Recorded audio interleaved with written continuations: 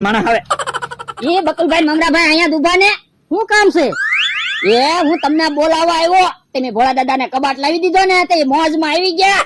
હે હા, બધાને એમ નામ પૈસા આપે તો મેં કીધું તમે તો અમારું સારું કામ કર્યું તો તમને તો પૈસા મળવા જ જોઈએ ને. તો હાલો હાલો પૈસા લઈ આવી. હાલો એમને પૈસા આપતા હોય તો જવાનું જ હોય ને. મારો માણા તો બકુડા ને મમરાભાઈ ને બોલાવીને આવ્યો. 1000 રૂપિયા કેહા ને આપ્યા, 1000 રૂપિયા જમરૂખ ને આપ્યા, 1000 રૂપિયા અમથા ને આપ્યા. હવે 5000 વેજા. 5000 કોને આપું? એ 5000 બકુલભાઈ ને મમરાભાઈ ને આપી ગયો એટલે તો હું બોલાવીને લાવ્યો. હા અમને પૈસા આપી દો. એમ નામ પૈસા નહીં મળે હો. તમારે રમત રમવી પડશે. શું રમત રમવાની છે?